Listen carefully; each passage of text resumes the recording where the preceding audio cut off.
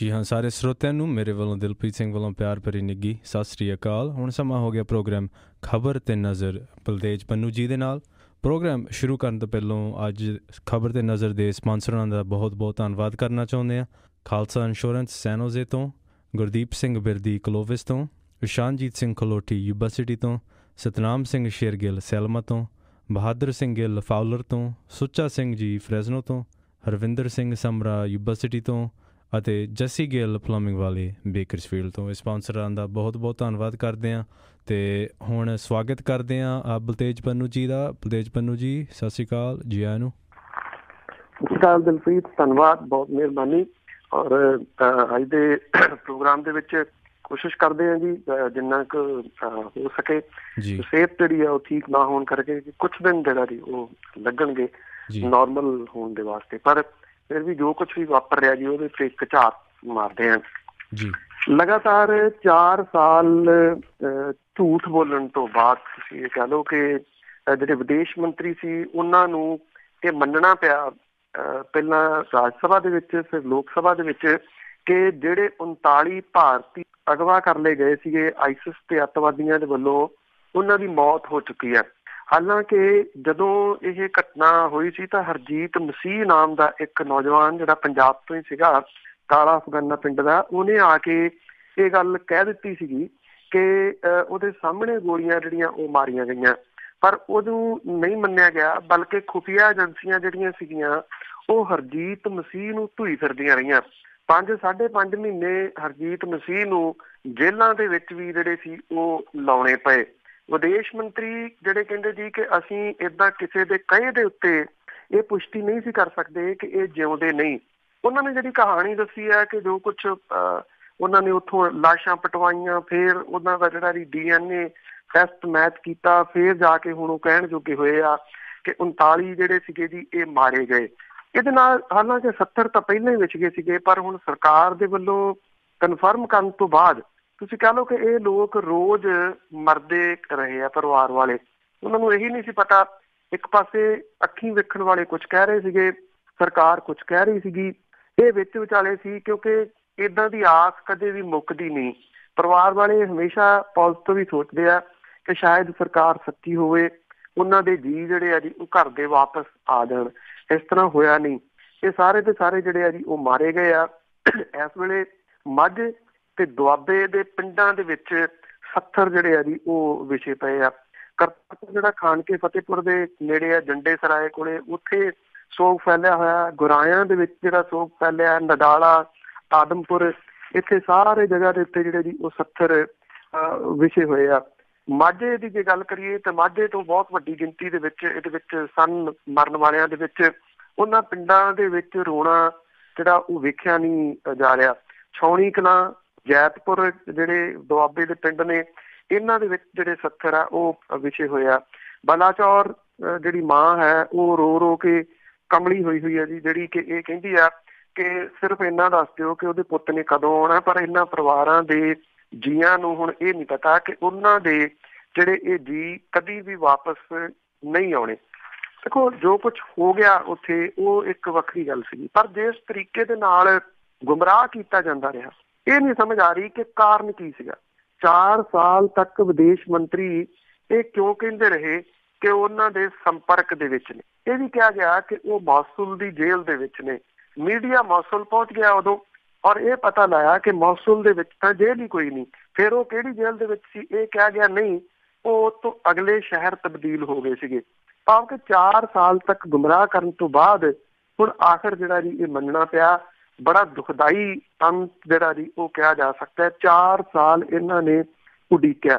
ਹੁਣ ਕੇਂਦਰ ਦੀ ਸਰਕਾਰ ਜਿਹੜੀ ਆ ਉਹ ਇਹ ਕਹਿੰਦੀ ਆ ਕਿ ਅਸੀਂ ਇਹਨਾਂ ਦੀਆਂ ਲਾਸ਼ਾਂ ਜਿਹੜੀਆਂ ਜੀ ਉਹ ਲਿਆ ਕੇ ਦੇਵਾਂਗੇ ਇਹਨਾਂ ਦੇ ਘਰਦਿਆਂ ਨੂੰ। ਜਿਹੜੀਆਂ ਪੁੱਟੀਆਂ ਲਾਸ਼ਾਂ ਨੇ, ਕਿੰਨੀ ਦੇਰ ਉਹ ਦੱਬੀਆਂ ਰਹੀਆਂ, ਕਿੰਨੇ ਸਾਲ ਦੱਬੀਆਂ ਰਹੀਆਂ, ਉਹਨਾਂ ਦੇ ਵਿੱਚ ਕੀ ਹੋਊਗਾ ਇਹ ਤਾਂ ਕੁਛ ਨਹੀਂ ਪਤਾ ਜੀ। ਪਰ ਸਰਕਾਰ ਜਿਹੜੀ ਆ ਉਹ ਆਪਣੀ ਸਕਿਨ ਸੇਵ ਕਰਨ ਦੇ ਯਤਨਾਂ ਦੇ ਵਿੱਚ ਆ, ਜਦੋਂ ਕਿ ਵਿਰੋਧੀ ਧਿਰਾਂ ਜਿਹੜੀਆਂ ਉਹ ਨਿਰੰਤਰ ਸਰਕਾਰ ਨੂੰ ਇਸ ਮੁੱਦੇ ਦੇ ਉੱਤੇ ਘੇਰ ਰਹੀਆਂ ਨੇ। ਪੰਜਾਬ ਦੇ ਰਾਜਪਾਲ VP ਸਿੰਘ ਬਦਨੌਰ ਹੋਰਾਂ ਦੇ ਵੱਲੋਂ ਵਿਧਾਨ ਸਭਾ ਦੇ ਵਿੱਚ ਜਿਹੜਾ ਬਜਟ ਸੈਸ਼ਨ ਦੇ ਪਹਿਲੇ ਦਿਨ ਜਿਹੜਾ ਭਾਸ਼ਣ ਦਿੱਤਾ ਗਿਆ, ਉਹਦੇ ਵਿੱਚੋਂ ਹੈਰਾਨੀਜਨਕ ਤਰੀਕੇ ਦੇ ਨਾਲ ਸੂਬੇ ਦੇ ਬੁਨਿਆਦੀ ਮੁੱਦੇ, ਖਾਸ ਕਰਕੇ ਪੰਜਾਬ ਬੋਲਦੇ ਇਲਾਕੇ, ਰਾਜਧਾਨੀ ਚੰਡੀਗੜ੍ਹ ਦੇ ਉੱਤੇ ਹੱਕ ਜਤਾਉਣ ਦੇ ਮੁੱਦੇ ਗਾਇਬ ਹੋ ਗਏ।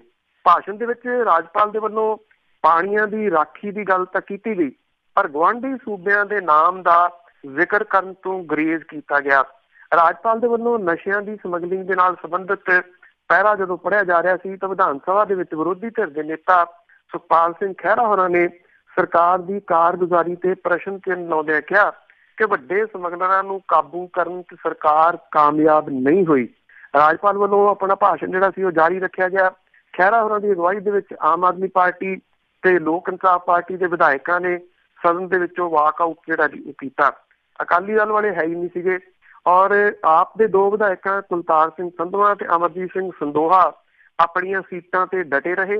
ਅਕਾਲੀ ਦਲ ਤੇ ਭਾਜਪਾ ਦੇ ਵਿਧਾਇਕ ਜਿਹੜੇ ਵੀ ਉਹ ਗੈਰ ਹਾਜ਼ਰ ਸੀਗੇ।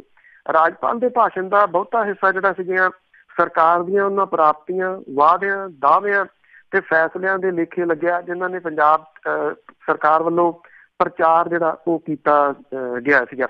ਪੰਜਾਬ ਨੂੰ ਨਸ਼ਾ ਮੁਕਤ ਕਰਾਉਣ ਦੇ ਮਾਮਲੇ ਦੇ ਵਿੱਚ STF ਦੇ ਗਠਨ ਦਾ ਜ਼ਿਕਰ ਕੀਤਾ ਗਿਆ। ਪੰਜਾਬ ਪੁਲਿਸ ਦੇ ਵੱਲੋਂ ਚੋਣਵੇਂ ਕਤਲਾਂ ਦੇ ਮਾਮਲੇ 'ਚ 8 ਜਿਹੜੇ ਵਿਅਕਤੀ ਨੇ ਉਹਨਾਂ ਨੂੰ ਖਤਮ ਕਰਨ ਦੀ ਪ੍ਰਾਪਤੀ ਦਾ ਹਵਾਲਾ ਦੇ ਕੇ ਸਰਕਾਰ ਦੀ ਪਿੱਠ ਜਿਹੜੀ ਸੀ ਉਹ ਥਾਪੜੀ ਗਈ। ਸ਼ਾਇਦ ਇਹ ਮੁੱਦਾ ਆਉਂਦੇ ਦਿਨਾਂ ਦੇ ਦੌਰਾਨ ਚਰਚਾ ਦਾ ਵਿਸ਼ਾ ਬਣਦਾ ਰਹੂਗਾ ਕਿ ਇਹਦੇ ਵਿੱਚੋਂ ਇੱਕ ਰਵਾਇਤੀ ਤੌਰ ਦੇ ਉੱਤੇ ਸਹੀ ਚੰਡੀਗੜ੍ਹ ਤੇ ਪੰਜਾਬੀ ਬੋਲਦੇ ਇਲਾਕਿਆਂ ਦਾ ਅਕਸਰ ਜ਼ਿਕਰ ਕੀਤਾ ਜਾਂਦਾ, ਪਰ ਇਸ ਵਾਰੀ ਇਹ ਦੋ ਚੀਜ਼ਾਂ ਜਿਹੜੀਆਂ ਮੁਕੰਮਲ ਰੂਪ ਦੇ ਵਿੱਚ ਗਾਇਬ ਕਰ ਦਿੱਤੀਆਂ ਗਈਆਂ ਜੀ। ਅਕਾਲੀ ਦਲ ਜਿਹੜਾ ਕਿ ਇਸ ਵੇਲੇ ਆਪਣੀ ਸਿਆਸੀ ਜ਼ਮੀਨ ਤਲਾਸ਼ ਰਿਹਾ। ਵਿਧਾਨ ਸਭਾ ਚੋਣਾਂ ਦੇ ਦੌਰਾਨ ਜੋ ਉਹਦਾ ਹਸ਼ਰ ਹੋਇਆ ਉਹ ਵਿਰੋਧੀ ਧਿਰ ਦੇ ਵਿੱਚ ਵੀ ਨਹੀਂ ਰਿਹਾ ਔਰ ਲਗਾਤਾਰ ਚਾਹੇ ਉਹ ਸੜਕਾਂ ਦੇ ਉੱਤੇ ਜਿਹੜਾ ਸੀਗਾ ਜੀ ਜਾਮ ਕਰਨਾ ਸੀਗਾ ਨਿਗਮ ਚੋਣਾਂ ਦੇ ਦੌਰਾਨ, ਉਦੋਂ ਮੂੰਹ ਦੀ ਜਿਹੜੀ ਸੀ ਉਹ ਖਾਣੀ ਪਈ। ਪਿਛਲੇ ਦਿਨਾਂ ਤੋਂ ਪੋਲ ਖੋਲ ਰੈਲੀਆਂ ਦੇ ਵਿੱਚ ਘੱਟ ਹੋ ਰਹੇ ਇਕੱਠ ਜਿਹੜੇ ਨੇ ਉਹ ਵੀ ਅਕਾਲੀ ਦਲ ਜਿਹੜਾ ਜੀ ਉਹਦੇ ਤੋਂ ਵੀ ਉਹ ਫਿਕਰਮੰਦ ਹੈ, ਜਿਹਦੇ ਕਰਕੇ ਉਹਨੇ ਪੰਜਾਬ ਵਿਧਾਨ ਸਭਾ ਘੇਰਨ ਦੇ ਵਾਸਤੇ ਪ੍ਰੋਗਰਾਮ ਜਿਹੜਾ ਸੀ ਉਹ ਉਲੀਕਿਆ। 10 ਸਾਲ ਲੋਕਾਂ ਨੂੰ ਡਾਂਗਾਂ ਦੇ ਨਾਲ ਕੁੱਟਦੇ ਰਹੇ ਹਾਕਮ ਜਿਹੜੇ ਜਲ ਤੋਪਾਂ ਦੇ ਰਾਹੀਂ, ਡਾਂਗਾਂ ਦੇ ਰਾਹੀਂ ਜਿਹੜਾ ਸੀਗਾ ਉਹ ਲੋਕਾਂ ਦੇ ਹੱਡ ਭੰਨਦੇ ਰਹੇ। ਜਦੋਂ ਚੰਡੀਗੜ੍ਹ ਦੇ ਵਿੱਚ 25 ਸੈਕਟਰ ਤੋਂ ਇਕੱਠੇ ਹੋ ਕੇ ਵਿਧਾਨ ਸਭਾ ਨੂੰ ਵਧਣ ਲੱਗੇ ਤਾਂ ਸ਼ਾਇਦ ਉਹਨਾਂ ਦੇ ਦਿਮਾਗ 'ਚ ਭੁਲੇਖਾ ਸੀ ਕਿ ਅਸੀਂ ਹਾਕਮ ਰਹੇ ਹਾਂ ਤੇ ਪੁਲਿਸ ਦੀ ਡਾਂਗ ਜਿਹੜੀ ਆ ਉਹ ਸਾਡੇ ਉੱਤੇ ਨਾ ਚੱਲੇ, ਪਰ ਹੋਇਆ ਇਸ ਤਰ੍ਹਾਂ ਨਹੀਂ। ਪੁਲਿਸ ਦੀ ਡਾਂਗ ਵੀ ਚੱਲੀ ਤੇ ਪੁਲਿਸ ਦੀਆਂ ਜਲ ਤੋਪਾਂ ਵੀ ਚੱਲੀਆਂ। ਇਹ ਪਾਣੀ ਵਾਲੀਆਂ ਜਿਹੜੀਆਂ ਤੋਪਾਂ ਸੀਗੀਆਂ ਇਹਦੇ ਵਿੱਚ ਬਹੁਤ ਸਾਰਿਆਂ ਦੀਆਂ ਪੱਗਾਂ ਲੱਥ ਗਈਆਂ ਔਰ ਜਿਹੜੇ ਜਦੋਂ ਜਲ ਤੋਪਾਂ ਤੇ ਡਾਂਗਾਂ ਜਿਹੜੀਆਂ ਚੱਲੀਆਂ ਤੇ ਸੁਰੱਖਿਅਤ ਥਾਵਾਂ ਵੱਲ ਨੂੰ ਭੱਜਦੇ ਜਿਹੜੇ ਵੀ ਉਹ ਵੇਖੇ ਗਏ ਬਹੁਤੇ ਅਕਾਲੀ ਦਲ ਦੇ ਜਿਹੜੇ ਵਰਕਰ ਵਗੈਰਾ ਸੀਗੇ ਔਰ ਇਹ ਮੁੜ ਕੇ ਉਸ ਤੋਂ ਬਾਅਦ ਇਹਨਾਂ ਨੇ ਗ੍ਰਿਫਤਾਰੀਆਂ ਵੀ ਜਿਹੜੀਆਂ ਦੀ ਉਹ ਦਿੱਤੀਆਂ। ਸ਼ਾਮ ਪੈਣ ਦੇ ਉੱਤੇ ਇਹਨਾਂ ਨੂੰ ਜਿਹੜਾ ਸੀਗਾ ਉਹ ਰਿਹਾ ਕਰ ਦਿੱਤਾ ਗਿਆ। ਸੈਕਟਰ 25 ਦੇ ਵਿੱਚ ਜਿਹੜਾ ਪ੍ਰੋਗਰਾਮ ਸੀਗਾ ਉਹਦੇ ਮੁਤਾਬਕ ਸੁਖਬੀਰ ਸਿੰਘ ਬਾਦਲ ਹੋਰਾਂ ਨੇ ਜੀਪ ਦੇ ਉੱਤੇ ਸਵਾਰ ਹੋ ਕੇ ਇਹਦੀ ਅਗਵਾਈ ਕਰਨੀ ਸੀ, ਪਰ ਉਦੋਂ ਪਹਿਲਾਂ ਹੀ ਜਿਹੜੇ ਵਰਕਰ ਸੀਗੇ ਉਹ ਤੁਰ ਪਏ ਬੈਰੀਕੇਡ ਤੋੜਨ ਦੇ ਵਾਸਤੇ ਤੇ ਪੁਲਿਸ ਜਿਹੜੀ ਸੀ ਉਹਨੇ ਫਿਰ ਅੱਗੋਂ ਇਹਨਾਂ ਨੂੰ ਜਲ ਤੋਪਾਂ ਦੇ ਨਾਲ ਜਿਹੜਾ ਸੀ ਉਹ ਘੇਰਿਆ। ਜਿਹੜੇ ਨਾਕੇ ਦੇ ਉੱਤੇ SSP ਖੜੇ ਸੀ ਨੀਲਾਂਬਰੀ, ਉਹਨਾਂ ਦੀ ਅਗਵਾਈ ਦੇ ਹੇਠ ਪੁਲਿਸ ਨੇ ਉਹਨਾਂ ਨੂੰ ਰੋਕਿਆ। ਕੁਝ ਜਿਹੜੇ ਅਕਾਲੀ ਵਰਕਰ ਸੀ ਉਹਨਾਂ ਨੇ ਇੱਟਾਂ ਮਾਰੀਆਂ ਪੁਲਿਸ ਦੇ ਉੱਤੇ, ਜਿਹਦੇ ਚ ਪੁਲਿਸ ਵਾਲੇ ਵੀ ਕੁਝ ਜਿਹੜੇ ਦੀ ਉਹ ਜ਼ਖਮੀ ਹੋਣ ਦੀਆਂ ਖਬਰਾਂ ਨੇ। ਉਸ ਤੋਂ ਬਾਅਦ ਜਿਹੜੇ ਪੁਲਿਸ ਨੇ ਫਿਰ ਡੰਡੇ ਦੀ ਵਰਤੋਂ ਜਿਹੜੀ ਸੀ ਉਹ ਕੀਤੀ ਤੇ ਆਗੂਆਂ ਨੂੰ ਬੱਸਾਂ ਦੇ ਰਾਹੀਂ ਥਾਣਾ ਸੈਕਟਰ 17 ਦੇ ਵਿੱਚ ਜਾ ਕੇ ਜਿਹੜਾ ਬੰਦ ਕੀਤਾ, ਪਰ ਬਾਅਦ ਦੇ ਵਿੱਚ ਇਹਨਾਂ ਨੂੰ ਕੁਝ ਸਮੇਂ ਤੋਂ ਬਾਅਦ ਰਿਹਾ ਜਿਹੜਾ ਸੀ ਉਹ ਕਰ ਦਿੱਤਾ। ਸੁਖਬੀਰ ਸਿੰਘ ਬਾਦਲ ਹੋਰਾਂ ਨੇ ਕਿਹਾ ਜੀ ਕਿ 1 ਸਾਲ ਦੇ ਵਿੱਚ ਹਰ ਪੱਖ ਤੋਂ ਸਰਕਾਰ ਦਾ ਜਲੂਸ ਜਿਹੜਾ ਜੀ ਉਹ ਨਿਕਲ ਗਿਆ ਔਰ ਅਕਾਲੀ ਭਾਜਪਾ ਗੱਠਜੋੜ 2019 ਦੀਆਂ ਲੋਕ ਸਭਾ ਚੋਣਾਂ ਦੇ ਵਿੱਚ ਪੰਜਾਬ ਦੀਆਂ 13 ਸੀਟਾਂ ਦੇ ਉੱਤੇ ਜਿੱਤ ਜਿਹੜਾ ਜੀ ਉਹ ਦਰਜ ਕਰੂਗਾ ਔਰ ਉਹਨਾਂ ਨੇ ਕਿਹਾ ਕਿ ਜੇ ਕੈਪਟਨ ਤੋਂ ਸਰਕਾਰ ਨਹੀਂ ਚੱਲਦੀ ਤਾਂ ਉਹ ਅਕਾਲੀ ਦਲ ਨੂੰ ਮੌਕਾ ਜਿਹੜਾ ਜੀ ਉਹ ਇਹ ਦੇ ਦੇਣ। ਇੱਕ ਜਿਹੜੀ ਇਹਦੇ ਵਿੱਚ ਬੜੀ ਇੰਟਰਸਟਿੰਗ ਗੱਲ ਰਹੀ ਕਿ ਜਦੋਂ ਇਹ ਰੈਲੀ ਸਮਾਪਤ ਹੋਈ ਉਸ ਤੋਂ ਬਾਅਦ ਅੰਨੀ ਸ਼ਰਾਬ ਜਿਹੜੀ ਸੀ ਉਹ ਵਰਤਾਈ ਗਈ। ਪੇਟੀਆਂ ਦੇ ਰੂਪ ਦੇ ਵਿੱਚ, ਬੋਤਲਾਂ ਦੇ ਰੂਪ ਦੇ ਵਿੱਚ ਵੱਖ-ਵੱਖ ਪੱਤਰਕਾਰਾਂ ਨੇ ਫੋਟੋਆਂ ਜਿਹੜੀਆਂ ਜੀ ਉਹ ਸਾਹਮਣੇ ਲਿਆਂਦੀਆਂ ਤੇ ਕਿੰਨੀ ਸ਼ਰਾਬ ਜਿਹੜੀ ਸੀ ਉਹ ਅਕਾਲੀ ਦਲ ਨੇ ਇਸ ਰੈਲੀ ਨੂੰ ਕਾਮਯਾਬ ਕਰਨ ਦੇ ਵਾਸਤੇ ਚੰਡੀਗੜ੍ਹ ਲਿਆਂਦੀ। ਤੇ ਉੱਥੇ ਇਹਨਾਂ ਵਰਕਰਾਂ ਨੂੰ ਸ਼ਰਾਬ ਦੇ ਨਾਲ ਸ਼ਾਮ ਨੂੰ ਜਿਹੜਾ ਸੀ ਉਹ ਨਹਾਇਆ। ਇਹ ਅਕਾਲੀ ਦਲ ਦਾ ਜਿਹੜਾ ਜੀ ਉਹ ਕਲਚਰ ਸਾਹਮਣੇ ਜਿਹੜਾ ਆਇਆ। ਹਾਲਾਂਕਿ ਆਉਂਦਾ ਤਾਂ ਪਹਿਲਾਂ ਵੀ ਰਿਹਾ ਰੈਲੀਆਂ ਦੇ ਦੌਰਾਨ, ਪਰ ਚੰਡੀਗੜ੍ਹ ਦੇ ਵਿੱਚ ਪੰਜਾਬ ਦੇ ਹੱਕਾਂ ਦੇ ਵਾਸਤੇ ਜਾ ਕੇ ਡਟਣ ਦਾ ਦਾਅਵਾ ਕਰਨ ਵਾਲੇ ਅਸਲ ਦੇ ਵਿੱਚ ਬੋਤਲਾਂ ਦੇ ਵਾਸਤੇ ਡਟੇ ਕਹੇ ਜਾ ਸਕਦੇ ਆ ਜੀ। ਸੋ ਆਏ ਸ਼ਰਾਬ ਪੀਣ ਦੀ ਵਜ੍ਹਾ ਕਰਕੇ, ਸ਼ਰਾਬ ਦੇ ਲਾਲਚ ਨੂੰ ਹੀ ਇਹ ਲੋਕ ਇਸ ਸ਼ਾਇਦ ਰੈਲੀ ਦੇ ਵਿੱਚ ਜਿਹੜਾ ਜੀ ਗਏ ਜਾਂ ਫਿਰ ਲਿਜਾਏ ਗਏ। ਤਕਰੀਬਨ ਕੁਝ ਸਾਲਾਂ ਤੋਂ ਚਰਚਾ ਦੇ ਵਿੱਚ ਆਏ ਗੁਰਬਖਸ਼ ਸਿੰਘ ਖਾਲਸਾ ਜਿਹੜੇ ਸੀ, ਜਿਨ੍ਹਾਂ ਨੇ 2 ਵਾਰੀ ਪਹਿਲਾਂ ਭੁੱਖ ਹੜਤਾਲ ਜਿਹੜੀ ਕੀਤੀ। ਇੱਕ ਵਾਰੀ ਤਾਂ ਇਹ ਜਿਹੜੀ ਸੀ ਮੋਹਾਲੀ ਦੇ ਵਿੱਚ ਭੁੱਖ ਹੜਤਾਲ ਹੋਈ, ਉਦੋਂ ਤਕਰੀਬਨ 44-45 ਦਿਨ ਚੱਲੀ। ਉਦੋਂ ਅਕਾਲ ਤਖ਼ਤ ਦੇ ਜਥੇਦਾਰ ਨੇ ਇਹ ਕਿਹਾ ਕਿ ਉਹ ਭੁੱਖ ਹੜਤਾਲ ਤੋੜ ਦੇਣ ਤੇ ਜਿਹੜੇ ਬੰਦੀ ਸਿੰਘਾਂ ਦੀ ਰਿਹਾਈ ਦਾ ਜਿਹੜਾ ਮੋਰਚਾ ਜੀ ਉਹ ਆਪ ਲਾਉਣਗੇ। ਉਦੋਂ ਛੱਡਤੀ। ਉਦੋਂ ਬਾਅਦ ਫਿਰ ਗੁਰਬਖਸ਼ ਸਿੰਘ ਹੋਰਾਂ ਨੇ ਜਿਹੜੀ ਸੀ ਹਰਿਆਣੇ ਦੇ ਵਿੱਚ ਭੁੱਖ ਹੜਤਾਲ ਇੱਕ ਵਾਰੀ ਕੀਤੀ। ਉੱਥੋਂ ਜਿਵੇਂ ਉਹਨਾਂ ਨੇ ਅੰਮ੍ਰਿਤਸਰ ਨੂੰ ਜਾਣਾ ਸੀਗਾ, ਇਹ ਸਾਰੀ ਜਿਹੜੀ ਸੀ ਉਹ ਧਰਾਈ ਰਹਿ ਗਈ, ਉਹ ਨਹੀਂ ਗਏ। ਇਹ ਕਿਹਾ ਗਿਆ ਕਿ ਉਹ ਸਮਝੌਤੇ ਦੇ ਤਹਿਤ ਕਿਸੇ ਪਾਸੇ ਜਿਹੜਾ ਉਹ ਨਹੀਂ ਗਏ। ਗੁਰਬਖਸ਼ ਸਿੰਘ ਖਾਲਸਾ ਦਾ ਰਾਤ ਦੇਹਾਂਤ ਹੋ ਗਿਆ। ਐਕਚੁਅਲੀ ਜਿਹੜਾ ਗੁਰਬਖਸ਼ ਸਿੰਘ ਖਾਲਸਾ, ਉਹਨਾਂ ਨੇ ਇੱਥੇ ਜਿਹੜਾ ਪਿੰਡ ਪੈਂਦਾ ਕੁਰੂਕਸ਼ੇਤਰ ਦੇ ਨੇੜੇ, ਉੱਥੇ ਉਹ ਟੈਂਕੀ ਦੇ ਉੱਤੇ ਚੜ੍ਹ ਗਏ ਸਨ ਔਰ ਉਹਨਾਂ ਨੇ ਇਹ ਗੱਲ ਕਹੀ ਕਿ ਉਹ ਬੰਦੀ ਸਿੰਘਾਂ ਦੀ ਰਿਹਾਈ ਦੇ ਵਾਸਤੇ ਟੈਂਕੀ ਦੇ ਉੱਤੇ ਚੜ੍ਹੇ ਨੇ ਤੇ ਇੱਥੇ ਬਹਿ ਕੇ ਉਹ ਭੁੱਖ ਹੜਤਾਲ ਕਰੇ। ਜਦੋਂ ਸ਼ਾਮ ਜਿਹੜੀ ਦੀ ਪਈ, ਜੋ ਟੈਂਕੀ ਤੇ ਚੜ੍ਹਦੀ ਤੇ ਪੁਲਿਸ ਤੁਰੰਤ ਉੱਥੇ ਪਹੁੰਚੀ। ਪੁਲਿਸ ਦੀ ਗਿਣਤੀ ਕਾਫੀ ਵੱਡੀ ਸੀ ਔਰ ਇਹਦੇ ਨਾਲ ਨਾਲ ਫਾਇਰ ਬ੍ਰਿਗੇਡ ਵਗੈਰਾ ਜਿਹੜੀ ਸੀ ਉਹ ਮੰਗਾਈ ਗਈ। ਇਹ 1 ਵਜੇ ਦੇ ਕਰੀਬ ਉਹਨਾਂ ਦਾ ਆਪਣਾ ਪਿੰਡ ਹੈ ਠਸਕਾ ਅਲੀ, ਡਿਸਟ੍ਰਿਕਟ ਕੁਰੂਕਸ਼ੇਤਰ ਪੈਂਦਾ, ਉਹਦੀ ਟੈਂਕੀ ਦੇ ਉੱਤੇ ਇਹ ਚੜ੍ਹ ਗਏ। ਰਾਤ ਪੈਂਦਿਆਂ ਹਨੇਰਾ ਹੁੰਦਿਆਂ ਤੱਕ ਜਿਹੜਾ ਜੀ ਇਹ ਕਿਹਾ ਗਿਆ ਕਿ ਪੁਲਿਸ ਨੇ ਉਹਨਾਂ ਦੇ ਉੱਤੇ ਦਬਾਅ ਬਣਾਉਣਾ ਸ਼ੁਰੂ ਕਰ ਦਿੱਤਾ ਔਰ ਉਹਨਾਂ ਨੂੰ ਥੱਲੇ ਲਾਉਣ ਦੇ ਯਤਨ ਜਿਹੜੇ ਉਹ ਕਰਨੇ ਸ਼ੁਰੂ ਕੀਤੇ। ਇਹਦੇ ਦੌਰਾਨ ਕਿਹਾ ਜਾ ਰਿਹਾ ਹੈ ਕਿ ਗੁਰਬਖਸ਼ ਸਿੰਘ ਖਾਲਸਾ ਨੇ ਟੈਂਕੀ ਤੋਂ ਛਾਲ ਮਾਰ ਦਿੱਤੀ ਤੇ 7:15 ਵਜੇ ਦੇ ਕਰੀਬ ਉਹਨਾਂ ਨੂੰ ਲੋਕ ਨਾਇਕ ਜੈ ਪ੍ਰਕਾਸ਼ ਹਸਪੀਟਲ ਦੇ ਵਿੱਚ ਲਿਆਂਦਾ ਗਿਆ, ਜਿਹੜਾ ਕੁਰੂਕਸ਼ੇਤਰ ਪੈਂਦਾ, ਔਰ ਉੱਥੇ ਡਾਕਟਰਾਂ ਨੇ ਮ੍ਰਿਤਕ ਕਰਾਰ ਦੇ ਦਿੱਤਾ ਗੁਰਬਖਸ਼ ਸਿੰਘ ਖਾਲਸਾ ਨੂੰ। ਔਰ ਕਿਉਂਕਿ ਉਹਨਾਂ ਦੇ ਸਿਰ ਦੇ ਵਿੱਚ ਜਿਹੜੀ ਸੀ ਉਹ ਸੱਟ ਵੱਜੀ। ਇਹ ਇੱਕਦਮ ਕੱਲ ਐਕਚੁਅਲੀ ਦੁਪਹਿਰੇ ਜਿਹੜੀ ਦੀ ਖਬਰ ਸਭ ਤੋਂ ਪਹਿਲਾਂ ਆਈ ਕਿ ਗੁਰਬਖਸ਼ ਸਿੰਘ ਖਾਲਸਾ ਟੈਂਕੀ ਦੇ ਉੱਤੇ ਜਿਹੜਾ ਜੀ ਚੜ੍ਹ ਗਏ ਆ। ਜਦੋਂ ਇਹ ਸੋਸ਼ਲ ਮੀਡੀਆ ਦੇ ਉੱਤੇ ਖਬਰ ਆਈ ਤਾਂ ਸੋਸ਼ਲ ਮੀਡੀਆ ਦੇ ਉੱਤੇ ਇੱਕ ਕਿਸਮ ਦੇ ਨਾਲ ਇਹਦਾ ਟਰੋਲ ਜਿਹੜਾ ਸੀ ਉਹ ਕਾਫੀ ਹੋਣਾ ਸ਼ੁਰੂ ਹੋ ਗਿਆ, ਕਿਉਂਕਿ ਪਿਛਲੀ ਵਾਰ ਦੇ ਜਿਹੜੇ ਤਜਰਬੇ ਸੀ ਉਹਦੇ ਤਹਿਤ ਕਹਿ ਲਓ ਕਿ ਲੋਕ ਜਿਹੜੇ ਸੀ ਉਹ ਕਾਫੀ ਕਮੈਂਟ ਨੈਗੇਟਿਵ ਜਿਹੜੇ ਸੀ ਇਹਦੇ ਸੰਬੰਧੀ ਕਰਨ ਲੱਗੇ। ਸ਼ਾਇਦ ਕਿਤੇ ਨਾ ਕਿਤੇ ਕਿ ਜੇ ਉਹਨਾਂ ਨੂੰ ਟੈਂਕੀ ਦੇ ਉੱਤੋਂ ਪੁਲਿਸ ਨੇ ਲਾ ਲਿਆ ਤੇ ਲੋਕ ਜਿਹੜਾ ਉਹਨੂੰ ਡਰਾਮਾ ਦੱਸਣਗੇ, ਇਹ ਕੋਈ ਕਾਰਨ ਜਿਹੜਾ ਜੀ ਉਹ ਹੋਇਆ ਜਿਹਦੇ ਕਰਕੇ ਗੁਰਬਖਸ਼ ਸਿੰਘ ਖਾਲਸਾ ਨੇ ਟੈਂਕੀ ਤੋਂ ਛਾਲ ਮਾਰ ਕੇ ਆਪਣੀ ਜਾਨ ਜਿਹੜੀ ਸੀ ਉਹ ਦੇ ਦਿੱਤੀ। ਉਹਨਾਂ ਦਾ ਅੰਤਮ ਸੰਸਕਾਰ ਅੱਜ ਜਿਹੜਾ ਉਹਨਾਂ ਦੇ ਪਿੰਡ ਦੇ ਵਿੱਚ ਕੀਤਾ ਜਾਊਗਾ ਜੀ। ਨਵਜੋਤ ਸਿੰਘ ਸਿੱਧੂ ਜਿਹੜੇ ਕਿ ਇਸ ਵੇਲੇ ਕੈਬਨਿਟ ਮੰਤਰੀ ਨੇ, ਉਹ ਇੱਕ ਕੇਸ 'ਚ ਉਲਝੇ ਹੋਏ ਨੇ ਕਾਫੀ ਸਾਲਾਂ ਤੋਂ। ਘਟਨਾ ਕਾਫੀ ਪੁਰਾਣੀ ਹੈ। ਇਹ ਤਕਰੀਬਨ 1999 ਦੀ ਜਿਹੜੀ ਘਟਨਾ ਹੈਗੀ ਹੈ ਜੀ। ਇਹ ਜਦੋਂ ਉਹਨਾਂ ਦੇ ਇੱਥੇ ਪਟਿਆਲੇ ਦੇ ਵਿੱਚ ਇੱਕ ਜਿਹੜਾ ਸੀਗਾ ਕਾਰ ਪਾਰਕ ਨੂੰ ਲੈ ਕੇ ਲੜਾਈ ਝਗੜਾ ਹੋ ਗਿਆ ਸੀ, ਉਹਨਾਂ ਤੇ ਉਹਨਾਂ ਦੇ ਦੋਸਤ ਦੇ ਉੱਤੇ ਇਹ ਮੁਕੱਦਮਾ ਚੱਲਿਆ ਸੀਗਾ, ਕਿਉਂਕਿ ਜਿਹੜੀ ਕੋਈ ਧੱਕਾ ਮਾਰਿਆ ਸੀ ਉਹਦੇ ਨਾਲ ਇੱਕ ਵਿਅਕਤੀ ਦੀ ਮੌਤ ਹੋ ਗਈ ਸੀ। ਇਹ ਮਾਮਲਾ ਲੰਮਾ ਜਿਹੜਾ ਜੀ ਉਹ ਚੱਲਿਆ।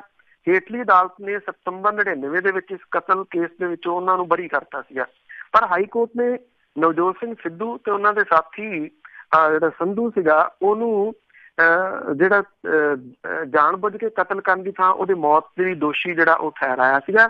ਔਰ ਇਹਦੇ ਸੰਬੰਧੀ ਇੱਕ ਪਟੀਸ਼ਨ ਜਿਹੜੀ ਹੈ ਸੁਪਰੀਮ ਕੋਰਟ ਦੇ ਵਿੱਚ ਪਾਈ ਹੋਈ ਨਵਜੋਤ ਸਿੰਘ ਸਿੱਧੂ ਹੋਰਾਂ ਨੇ। ਇਹਦੇ ਵਾਸਤੇ ਬਕਾਇਦਾ ਤੌਰ ਦੇ ਉੱਤੇ ਹੁਣ ਇਸ ਮਾਮਲੇ ਦੀ ਸੁਣਵਾਈ ਜਿਹੜੀ ਘਟਨਾ ਤੋਂ 30 ਸਾਲ ਬਾਅਦ ਸੁਪਰੀਮ ਕੋਰਟ ਦੇ ਵਿੱਚ ਫੇਰ ਸ਼ੁਰੂ ਹੋ ਗਈ ਹੈ।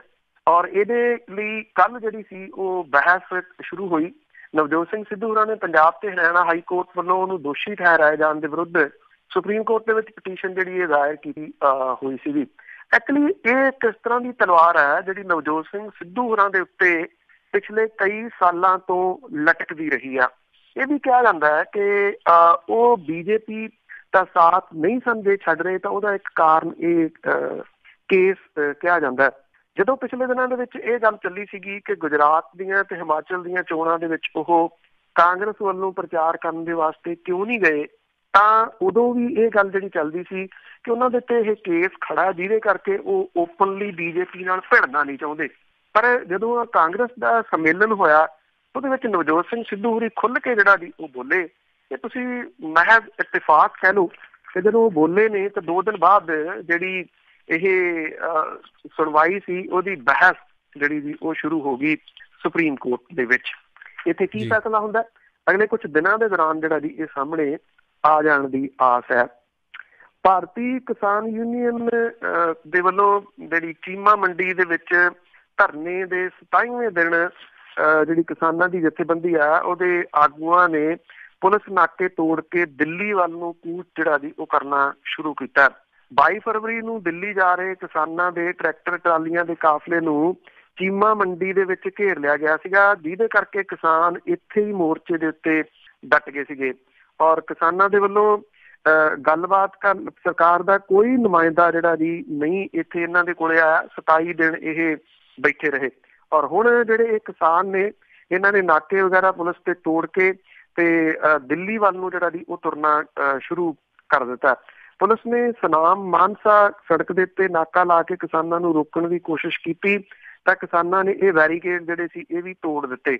ਔਰ ਸੁਨਾਮ ਦੇ ਰਸਤੇ ਦੇ ਵਿੱਚ ਕਿਸਾਨਾਂ ਨੂੰ ਫੇਰ ਰੋਕਣ ਦਾ ਯਤਨ ਕੀਤਾ ਗਿਆ ਤਾਂ ਕਿਸਾਨ ਸੜਕ ਦੇ ਉੱਤੇ ਆਵਾਜਾਈ ਠੱਪ ਕਰਕੇ ਬਹਿ ਗਏ। ਇਸ ਤੋਂ ਬਾਅਦ ਆਪਣੇ ਟਰੈਕਟਰ ਟਰਾਲੀਆਂ ਜਿਹੜੇ ਸੀ ਉਹਨਾਂ ਦੇ ਵਿੱਚ ਬਹਿ ਕੇ ਦਿੱਲੀ ਲਈ ਰਵਾਨਾ ਹੋਏ, ਕਿਉਂਕਿ ਪੁਲਿਸ ਕੋਲੇ ਚੋਇਸ ਕੋਈ ਨਹੀਂ ਸੀ, ਨਹੀਂ ਤਾਂ ਸਾਰਾ ਰਸਤਾ ਜਿਹੜਾ ਸੀ ਉਹ ਰੁਕ ਗਿਆ। ਇਹ ਕਿਸਾਨਾਂ ਨੇ ਕਿਹਾ ਕਿ ਕੈਪਟਨ ਸਰਕਾਰ ਦੇ ਵੱਲੋਂ ਕਿਸਾਨਾਂ ਦੇ ਨਾਲ ਧੱਕਾ ਕੀਤਾ ਜਾ ਰਿਹਾ, ਦੇਸ਼ ਦੇ ਕਿਸਾਨ ਖੁਦਕੁਸ਼ੀਆਂ ਕਰ ਰਹੇ ਨੇ। ਉਹਨਾਂ ਨੇ ਕਿਹਾ ਕਿ ਉਹ ਦਿੱਲੀ ਜਾ ਕੇ ਆਪਣਾ ਰੋਸ ਪ੍ਰਗਟ ਕਰਨਾ ਚਾਹੁੰਦੇ ਸੀਗੇ, ਪਰ ਸੂਬੇ ਦੀ ਸਰਕਾਰ ਨੇ ਉਹਨਾਂ ਨੂੰ ਇੱਥੇ ਬਿਨਾਂ ਮਤਲਬ ਪੰਗਾ ਲੈ ਕੇ ਪਿਛਲੇ ਇੰਨੇ ਦਿਨਾਂ ਤੋਂ ਰੋਕੀ ਰੱਖਿਆ ਤੇ ਉਹਨਾਂ ਦੇ ਨਾਲ ਗੱਲਬਾਤ ਕਰਨ ਦੇ ਵਾਸਤੇ ਸਰਕਾਰ ਦਾ ਕੋਈ ਵੀ ਨੁਮਾਇੰਦਾ ਪਹੁੰਚਿਆ ਨਹੀਂ। ਤੋ ਹੁਣ ਦੇਖਦੇ ਹਾਂ ਜੀ ਕਿ ਦਿੱਲੀ ਜਾ ਕੇ ਇਹ ਜਿਹੜੇ ਕਿਸਾਨ ਨੇ ਉਹ ਕਿਸ ਕਿਸਮ ਦਾ ਦਬਾਅ ਜਿਹੜਾ ਉਹ ਬਣਾਉਂਦੇ ਨੇ। ਇਦੋਂ ਪਹਿਲਾਂ ਮੁੰਬਈ ਦੇ ਵਿੱਚ ਨਾਸਿਕ ਤੋਂ ਲੈ ਕੇ ਮੁੰਬਈ ਤੱਕ ਕਿਸਾਨਾਂ ਨੇ ਜਿਹੜਾ ਪੈਦਲ ਮਾਰਚ ਕੀਤਾ ਸੀਗਾ ਉਹਨੇ ਪੂਰੇ ਮੁਲਕ ਦਾ ਧਿਆਨ ਆਪਣੇ ਵੱਲ ਖਿੱਚਿਆ। ਸਰਕਾਰ ਨੂੰ ਮਜਬੂਰ ਹੋ ਕੇ ਕਿਸਾਨਾਂ ਦੀਆਂ ਮੰਗਾਂ ਮੰਨਣੀਆਂ ਪਈਆਂ ਸੀਗੀਆਂ ਤੇ ਜਾਂਦੇ ਜਾਂਦੇ STF ਤੇ ਇਹਨੂੰ ਲੈ ਕੇ ਜੋ ਕੁਝ ਜਿਹੜਾ ਜੀ ਉਹ ਚੱਲ ਰਿਹਾ ਉਹਦੀ ਗੱਲ ਵੀ ਜਿਹੜੀ ਜੀ ਉਹ ਕਰ ਲਈਏ ਕਿ ਪੰਜਾਬ ਦੇ ਵਿੱਚ ਨਸ਼ਿਆਂ ਦੀ ਸਮਗਲਿੰਗ ਰੋਕਣ ਲਈ ਬਣਾਈ STF ਦੀ ਰਿਪੋਰਟ ਦੇ ਮਾਮਲੇ ਦੇ ਵਿੱਚ ਨਵਜੋਤ ਸਿੰਘ ਸਿੱਧੂ ਹੋਰਾਂ ਨੇ ਅਕਾਲੀ ਆਗੂ ਬਿਕਰਮ ਸਿੰਘ ਮਜੀਠੀਆ ਦੇ ਉੱਤੇ ਮੋੜਵਾਂ ਵਾਰ ਕੀਤਾ। ਵਿਧਾਨ ਸਭਾ ਦੇ ਵਿੱਚ ਗੱਲਬਾਤ ਕਰਦਿਆਂ ਹਾਂ ਸਿੱਧੂ ਹੋਰਾਂ ਨੇ ਕਿਹਾ ਕਿ ਸਾਬਕਾ ਅਕਾਲੀ ਮੰਤਰੀ ਨੂੰ ਰਿਪੋਰਟ ਵਿਚਲੇ ਤੱਥਾਂ ਬਾਰੇ ਸਥਿਤੀ ਸਪਸ਼ਟ ਕਰਨੀ ਚਾਹੀਦੀ ਹੈ, ਨਾ ਕਿ ਰਿਪੋਰਟ ਦੇ ਲੀਕ ਹੋਣ ਦੇ ਮਾਮਲੇ ਦੇ ਉੱਤੇ ਰੌਲਾ ਪਾਉਣਾ ਚਾਹੀਦਾ। ਨਵਜੋਤ ਸਿੰਘ ਸਿੱਧੂ ਹੋਰਾਂ ਨੇ ਕਿਹਾ ਕਿ STF ਦੀ ਰਿਪੋਰਟ ਸੰਬੰਧੀ ਕੀਤੀ ਜਾ ਰਹੀ ਬਿਆਨਬਾਜ਼ੀ ਗੁੰਮਰਾਹ ਕੋਨੀ ਨਹੀਂ ਸਗੋਂ ਆਪਾ ਵਿਰੋਧੀ ਵੀ ਹੈ। ਉਹਨਾਂ ਨੇ ਕਿਹਾ ਕਿ ਸਾਬਕਾ ਮੰਤਰੀ ਇੱਕ ਪਾਸੇ ਤਾਂ ਰਿਪੋਰਟ ਨੂੰ ਮਨ ਘੜਤ ਤੇ ਝੂਠੀ ਕਰਾਰ ਦੇ ਰਿਹਾ, ਦੂਜੇ ਪਾਸੇ ਰਿਪੋਰਟ ਲੀਕ ਹੋਣ ਦਾ ਢੰਡੋਰਾ ਪਿੱਟ ਕੇ ਫਸਾਉਣ ਦੇ ਦੋਸ਼ ਜਿਹੜੇ ਉਹ ਲਾ ਰਿਹਾ। ਕਿ ਪੰਜਾਬ ਤੇ ਹਰਿਆਣਾ ਹਾਈ ਕੋਰਟ ਦੇ ਨਿਰਦੇਸ਼ਾਂ ਦੇ ਉੱਤੇ DGP ਰੈਂਕ ਦੇ ਅਧਿਕਾਰੀ ਦੇ ਵੱਲੋਂ ਉੱਚ ਅਦਾਲਤ ਨੂੰ ਇਹ ਰਿਪੋਰਟ ਸੌਂਪੀ ਗਈ ਆ। ਰਿਪੋਰਟ ਵਿਚਲੇ ਤੱਥ ਜਿਹੜੇ ਆ ਉਹ ਸਨਸਨੀਖੇਜ਼ ਲੱਗ ਰਹੇ ਆ। ਉਹਨਾਂ ਨੇ ਇਹ ਵੀ ਕਿਹਾ ਕਿ ਇਹਨਾਂ ਤੱਥਾਂ ਨੂੰ ਵੇਖ ਕੇ ਬਿਕਰਮ ਸਿੰਘ ਮਜੀਠੀਆ ਬੁਖੜਾ ਗਏ ਨੇ ਤੇ ਰੌਲਾ ਜਿਹੜਾ ਜੀ ਉਹ ਪਾਇਆ ਜਾ ਰਿਹਾ, ਉਹਦੇ ਨਾਲ ਅਕਾਲੀ ਨੇਤਾ ਦਾ ਡਰ ਲੋਕਾਂ ਦੇ ਸਾਹਮਣੇ ਜਿਹੜਾ ਉਹ ਆ ਰਿਹਾ। ਨਵਜੋਤ ਸਿੰਘ ਸਿੱਧੂ ਨੇ ਇਹ ਵੀ ਗੱਲ ਕਹੀ ਕਿ ਜਦੋਂ ਇੱਕ ਨਿਊਜ਼ ਚੈਨਲ ਦੇ ਵੱਲੋਂ ਇਹ ਖੁਲਾਸਾ ਕਰ ਦਿੱਤਾ ਗਿਆ ਸੀਗਾ ਕਿ ਇਹ STF ਦੀ ਰਿਪੋਰਟ ਕੀ ਆ ਤੇ ਫਿਰ ਇਹਦੇ ਵਿੱਚ ਕੁਝ ਵੀ ਗੁਪਤ ਨਹੀਂ ਸੀ ਰਹਿ ਗਿਆ। ਉਹਨਾਂ ਨੇ ਤਾਂ ਬਾਅਦ ਦੇ ਵਿੱਚ ਇਸ ਰਿਪੋਰਟ ਦਾ ਜਿਹੜਾ ਜੀ ਉਹ ਜ਼ਿਕਰ ਕੀਤਾ। ਦੱਸਵਾਂ ਕਿ ਐਕਚੁਅਲੀ ਜਿਹੜੇ ਬਿਕਰਮ ਸਿੰਘ ਮਜੀਠੀਆ ਨੇ ਉਹਨਾਂ ਨੇ ਗੱਲ ਕਹੀ ਸੀ ਕਿ ਇਹ ਸੀਲਬੰਦ ਲਿਫਾਫਾ ਰਿਪੋਰਟ ਹੈ ਤੇ ਇਹ ਨਵਜੋਤ ਸਿੰਘ ਸਿੱਧੂ ਹੋਰਾਂ ਦੇ ਕੋਲੇ ਕਿੱਥੋਂ ਆ ਗਈ, ਇਹਦੀ ਛਾਣਬੀਣ ਜਿਹੜੀ ਹੈ ਜੀ ਉਹ ਹੋਣੀ ਚਾਹੀਦੀ ਸੀ। ਜਦੋਂ ਕਿ ਨਵਜੋਤ ਸਿੰਘ ਸਿੱਧੂ ਹੋਰੀ ਕਹਿੰਦੇ ਨੇ ਕਿ ਇਹ ਪਹਿਲਾਂ ਹੀ ਜਿਹੜੀ ਜੀ ਉਹ ਬਾਹਰ ਆ ਚੁੱਕੀ ਹੋਈ ਸੀ। ਪਰ ਇਸ ਸਭ ਕਾਸੇ ਦੇ ਵਿੱਚ ਇੱਕ ਸਭ ਤੋਂ ਵੱਡੀ ਜਿਹੜੀ ਹੈਰਾਨਗੀ ਵਾਲੀ ਗੱਲ ਇਹ ਹੋਈ ਕਿ ਜਿਹੜੇ ਮੁੱਖ ਮੰਤਰੀ ਨੇ ਕੈਪਟਨ ਅਮਰਿੰਦਰ ਸਿੰਘ ਹੋਰੀ ਉਹ ਇਹ ਕਹਿੰਦੇ ਕਿ ਉਹਨਾਂ ਨੇ ਇਹ STF ਦੀ ਰਿਪੋਰਟ ਜਿਹੜੀ ਹੈ ਜੀ ਦੇਖੀ ਨਹੀਂ ਹੈ ਜੀ। ਜੇ ਉਹਨਾਂ ਨੇ ਇਹ ਰਿਪੋਰਟ ਜਿਹੜੀ ਉਹ ਨਹੀਂ ਦੇਖੀ ਤਾਂ ਇਹਦੇ ਉੱਤੇ ਜਿਹੜੇ ਐਡਵੋਕੇਟ ਜਨਰਲ ਨੇ ਉਹਨਾਂ ਨੇ ਪੰਜਾਬ ਹਰਿਆਣਾ ਹਾਈ ਕੋਰਟ ਦੇ ਵਿੱਚ 2 ਆਫੀਸਰਸ ਦੀ ਬਣਾਈ ਗਈ ਜਿਹੜੀ ਟੀਮ ਹੈ ਉਹ ਕਿਵੇਂ ਉਹਦੀ ਪੁਸ਼ਟੀ ਕਰ ਦਿੱਤੀ ਤੇ ਕਿਵੇਂ ਲਿਖ ਕੇ ਦੇਤਾ ਕਿ ਟੀਮ ਜਿਹੜੀ ਹੈ ਜੀ ਇਹਦੀ ਅੱਗੋਂ ਛਾਣਬੀਣ ਕਰੂਗੀ, ਕਿਉਂਕਿ ਜੇ CM ਸਾਹਿਬ ਨੇ ਉਹ ਰਿਪੋਰਟ ਦੇਖੀ ਆ ਫਿਰ ਉਹਦੀ ਅਗਲੀ ਕਾਰਵਾਈ ਜਿਹੜੀ ਹੈ ਜੀ ਉਹ ਹੋਣੀ ਸੀ ਤੇ ਉਹ ਹੋਈ ਹੈ। ਜੇ ਇਹ ਨਹੀਂ ਉਹਨਾਂ ਨੇ ਦੇਖੀ, ਬਿਨਾਂ ਦੇਖੇ ਤੋਂ ਫਿਰ ਜਿਹੜਾ ਜੀ ਇਹ ਕੌਣ ਕਰਾ ਗਿਆ, ਇਹ ਆਪਣੇ ਆਪ ਦੇ ਵਿੱਚ ਇੱਕ ਜਿਹੜਾ ਜੀ ਉਹ ਸਵਾਲ ਹੈ। ਜਿਹੜੇ ਮੰਤਰੀ ਨੇ ਉਹ ਇਹ ਕਹਿ ਰਹੇ ਨੇ ਕਿ ਇਹਦੇ ਉੱਤੇ ਕਾਰਵਾਈ ਜਿਹੜੀ ਹੈ ਜੀ ਉਹ ਹੋ ਰਹੀ ਆ। ਮੁੱਖ ਮੰਤਰੀ ਇਹ ਅਜੇ ਮੰਨਣ ਨੂੰ ਤਿਆਰ ਨਹੀਂ ਕਿ ਉਹਨਾਂ ਨੇ ਇਹ ਜਿਹੜੀ ਰਿਪੋਰਟ ਹੈ SP ਵੇਖੀ ਹੈ। ਇਹ ਸਨ ਜੀ ਅੱਜ ਦੀਆਂ ਕੁਝ ਅਹਿਮ ਖਬਰਾਂ, ਔਰ ਕੱਲ ਦੁਬਾਰਾ ਤੁਹਾਡੇ ਨਾਲ ਫਿਰ ਕੋਸ਼ਿਸ਼ ਕਰਾਂਗੇ ਜੀ ਇੱਕ ਵਾਰੀ ਫਿਰ ਜਿੰਨਾ ਕੁ ਬਿਹਤਰ ਜਿਹੜਾ ਜੀ ਹੋਇਆ ਜਾ ਸਕਿਆ। Thank you very much Dilpreet. ਬਹੁਤ ਬਹੁਤ ਧੰਨਵਾਦ ਤੁਹਾਡਾ ਬਲਦੇਜ ਪੰਨੂ ਜੀ। ਸਤਿ ਸ਼੍ਰੀ ਅਕਾਲ। ਮਿਹਰਬਾਨੀ ਜੀ। ਇਹ ਸਨ ਬਲਦੇਜ ਪੰਨੂ ਜੀ ਅੱਜ ਦੀਆਂ ਖਬਰਾਂ ਖਬਰ ਤੇ ਨਜ਼ਰ ਪ੍ਰੋਗਰਾਮ ਦੇ ਵਿੱਚ। ਤੇ ਇੱਦਾਂ ਹੀ ਅਸੀਂ ਲੈਂਦੇ ਇਜਾਜ਼ਤ ਤੇ ਸੁਣਦੇ ਰਹੋ ਪੰਜਾਬੀ ਰੇਡੀਓ USA।